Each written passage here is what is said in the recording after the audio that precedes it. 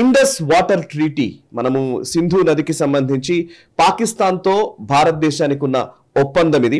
So Indus water ట్రీటీకి సంబంధించి మళ్ళీ దాన్ని మనం పునఃసమీక్షించాలన్న ఒక ప్రతిపాదనతోటి పాకిస్తాన్కి ఫార్మల్ గా భారత ప్రభుత్వం నోటీస్ ఇచ్చింది. ఆగస్టు 30వ తేదీన నోటీస్ ఇచ్చినట్టుగా అధికారిక ప్రకటన వెలువడింది. 1960 ఇండస్ వాటర్ ట్రీటీకి సంబంధించి ఇప్పుడు దాని మీద మళ్ళీ మనం దాన్ని రివ్యూ చేయాలనే ఒక మాట చెప్పడము. సార్ గిరిధర్ గారు, యాక్చువల్లీ ఇండస్ వాటర్ ట్రీటీ అనేది నాకు తెలిసిన చిన్నప్పటి నుంచి క్రికెట్ మ్యాచ్లు లేదా క్రికెట్ మ్యాచ్లు ఆపడము, నీళ్ళని ఆపడము, ఇట్లాంటి 2-3 పనులు చేసేదన్నమాట. టెర్రరిస్ట్ అటాక్స్ ఎప్పుడన్నా పాకిస్తాన్ చేసినప్పుడు భారతదేశంలో గత ప్రభుత్వాలు దీన్ని జస్ట్ అట్లా ఏదో చూసి చూడనట్టుగా కొన్ని రోజులు నీళ్ళని ఆపే ప్రయత్నం చేయడము, కొన్ని రోజులు క్రికెట్ మ్యాచ్లు మేము పాకిస్తాన్ లో ఆడడం అని చెప్పడము, ఇట్లాంటివి ఉండేది. కానీ మోదీ గవర్నమెంట్ వచ్చాక దానికి భిన్నంగా surgical strikes, Balakot air strikes, ఇట్లాంటి మీరు ఒకటి చేస్తే నేను 10 చేస్తాను అన్నట్టుగా చాలా స్పష్టమైన జవాబు ఇస్తున్నా. సో ఇప్పుడు formal notice to Pakistan on Indus water treaty అనేది ఇది ఒక చరిత్రాత్మకమైన అంశం అవుతుంది అని విశ్లేషకులు చెప్తున్నారు. ఈవెన్ మీరు కూడా ఆఫ్లైన్ అంటున్నారు. సో ఎందుకు అంత ఇంపార్టెంట్ విషయం ఇది? ఎందుకు దీనికి ఒక ప్రాధాన్యత ఏంటి అసలు ఒకసారి చెప్తారా? ఇండస్ వాటర్ ట్రీటీ అన్నది వరల్డ్ బ్యాంక్ భారతదేశానికి పాకిస్తాన్ మధ్యలో ఒక విధమైనటువంటి మధ్యవర్తిత్వం చేసి 1960లో, అంటే ఆల్మోస్ట్ 9 ఏళ్ళు దీని గురించి చర్చలు జరిగాయి. 51 నుంచి 60 వరకు అప్పుడు ఈ ఒప్పందం చేసుకోవడం జరిగింది. దీంట్లో ఉన్న ఈరోజు మనకు అర్థమైనటువంటి విషయాలు, మనకు ఉన్నటువంటి అబ్జెక్షనబుల్ ఇష్యూస్ ఏమున్నాయంటే, ఎగ్జిట్ క్లాజ్ లేదు. పాకిస్తాన్ ఏదైనా తప్పు చేస్తేనో, భారతదేశం ఏదైనా తప్పు చేస్తేనో ఈ కాంట్రాక్ట్ నుంచి వైదొలగేటువంటి క్లాజ్ దాంట్లో పెట్టలేదు. ఏ కాంట్రాక్ట్లో అయినా మనకు దాంట్లో ఒక ఎగ్జిట్ క్లాజ్ అంటూ ఒకటి ఉంటుంది. బేసిక్ మినిమం కాంట్రాక్ట్స్ చేసే వాళ్ళకి ఇది ఉంటుంది. అటువంటిది నెహ్రూ ప్రభుత్వం ఎలా ఒప్పుకుంది అన్నది పెద్ద ప్రశ్న. అంటే భారతదేశాన్ని యొక్క మన అవసరాల కంటే కూడా పాకిస్తాన్ అవసరాలని ఎక్కువ ముందర ప్రాధాన్యం ఇచ్చినట్టు మనకు స్పష్టంగా అర్థమవుతుంది. ఎందుకంటే ఓవరాల్ చూస్తే కనుక ఇండస్ నది, సింధు నదిలో వస్తున్నటువంటి జలాలలో 20% మాత్రమే భారతదేశానికి కేటాయించారు, 80% పాకిస్తాన్కి ఇచ్చేశారు. ఎందుకలా? మనం వెళ్ళాం, మన ఇద్దరం కూడా కాశ్మీర్కి వెళ్ళాం. కాశ్మీర్లో నెరేటివ్ ఏముంది? మా నీళ్ళని భారతదేశం వాడుకుంటుంది అని చెప్తున్నారు. వాళ్ళకి తెలియని విషయం ఏంటంటే వాళ్ళ నీళ్ళని పాకిస్తాన్కి వదిలేస్తున్నాం. ఎందుకు? ఇండస్ వాటర్ ట్రీటీలో అలా ఉంది కాబట్టి. మనకు సట్లజు, రావి ఈ 2 తప్ప మిగతా బియాస్, చనాబ్, తర్వాత ఉత్తరాన ఉన్నటువంటి సింధు నది, తర్వాత కిషన్ గంగా, ఇవన్నీ వెస్టర్న్ రివర్స్ ఏదైతే అంటారో అవన్నీ కూడా పాకిస్తాన్కి ఇచ్చేశారు. వీటిల్లో కూడా మనం వాడుకోగా వదిలేయవలసిన నీళ్లు ఓన్లీ 10%, 15% వదిలేయాలి. కానీ మన దగ్గర ఒక బాక్రానంగల్ డ్యామ్ తప్ప ఏమీ లేదు దీని మీద, సట్లజ్ మీద. కాబట్టి చాలా మోతాదు నీళ్లు ఇక్కడి నుంచి కూడా వెళ్ళిపోతున్నాయి. మన ఏదైతే మనకు ఈ ఇండస్ వాటర్ ట్రీటీ మనకి ఎంత నీళ్లు మనకు కేటాయించిందో అది కూడా మనం వినియోగించుకోలేకపోతున్నాం. కశ్మీర్లో వెళ్తున్నటువంటి నదులు, కిషన్ గంగా కావచ్చు, సింధు నది కావచ్చు, లేదా ఇతరత్ర మనకు అక్కడ ఉన్నటువంటి చెనాబ్ ఇవన్నీ కావచ్చు, వాటిల్లో 5% మనం వాడుకోవచ్చు. Plus run of the river projects కట్టుకోవచ్చు ఆ కాంట్రాక్ట్ ప్రకారమే. రన్ ఆఫ్ ద రివర్ అంటే దాన్ని నిల్వ చేయకుండా దాన్ని మనం ఇరిగేషన్కో లేకపోతే ఎలక్ట్రిసిటీ జనరేట్ చేయడానికో దానికి వాడుకోవచ్చు. అవి కూడా ప్రాజెక్ట్స్ కట్టలేదు. మనం ప్రాజెక్ట్ అంటూ డిసైడ్ చేస్తే ఇమ్మీడియట్ గా పాకిస్తాన్ వచ్చేసి ఆర్బిట్రేషన్ వెళ్తుంది, వరల్డ్ బ్యాంక్ వెళ్తుంది, గొడవ పెట్టేస్తుంది.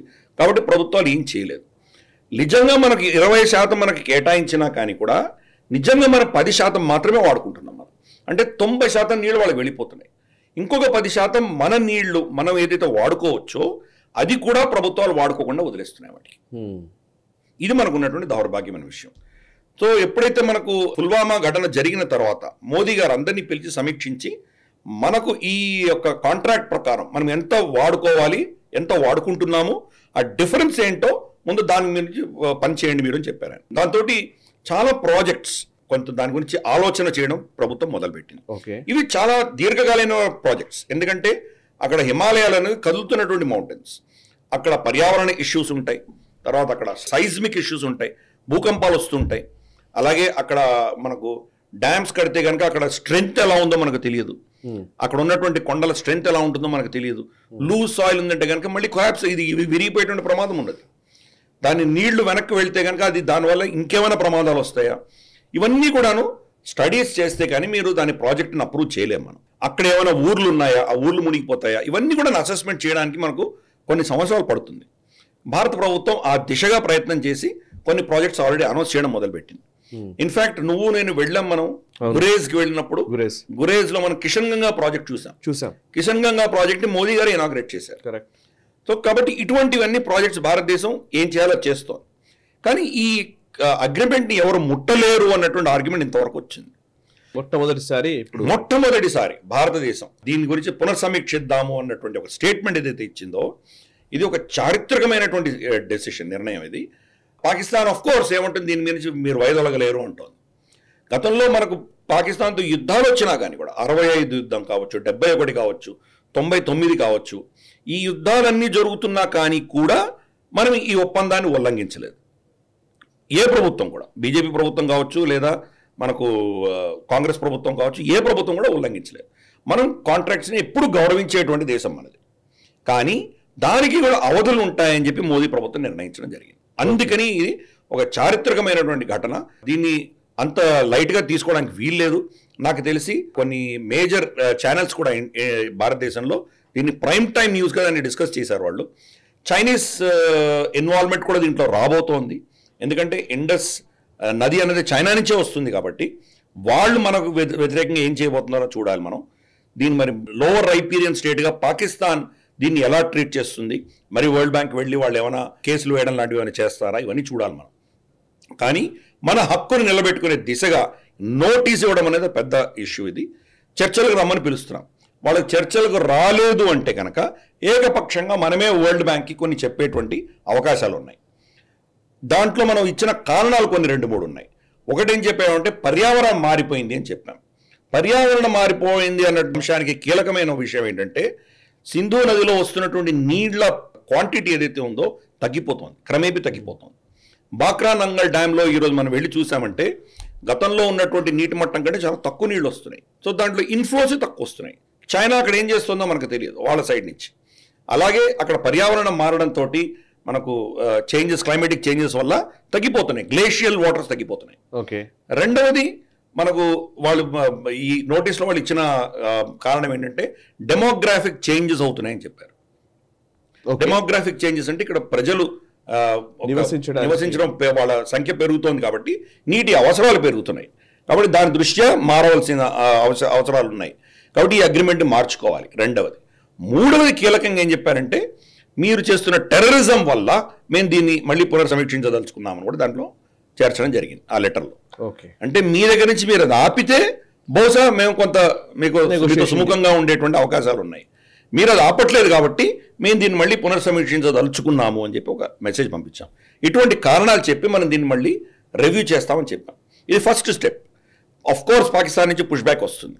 మేము దీనికి ససేమిరా ఒప్పుకోము, గతంలో ఉన్నదే కంటిన్యూ అవ్వాలి, ఇటువంటివి మొదలు పెడతారు వాళ్ళు. సో మోదీ ప్రభుత్వం సరిగ్గా ఇది అనౌన్స్మెంట్ ఎప్పుడైంది 101 days మోదీ ప్రభుత్వం అవ్వగానే అనౌన్స్మెంట్ వచ్చింది. అఫ్ కోర్స్ ఇది August 30th పంపించారు అని మనకు తెలుస్తోంది. పాకిస్తాన్ ఇంతవరకు ఏం మాట్లాడలేదు, భారతదేశం మొదటిసారి దీన్ని పబ్లిక్ చేసింది.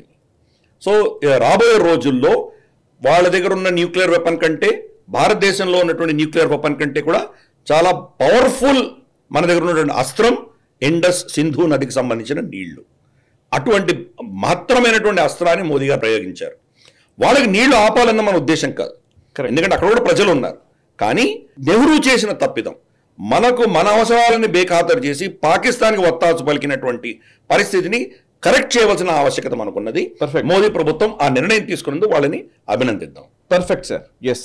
ఈ వీడియో మీకు నచ్చినట్టయితే లైక్ చేయండి, 10 మందికి షేర్ చేయండి. అలాగే కామెంట్ల రూపంలో మీ అభిప్రాయాలను మాతో పంచుకోండి. Nationalist hub group of channels ను సబ్స్క్రైబ్ చేసుకుని తెలుగునాట జాతీయవాద జర్నలిజాన్ని ప్రోత్సహించండి. ఈ వీడియో కింద ఉన్న బెల్ ఐకాన్ పై క్లిక్ చేయడం మర్చిపోవద్దు.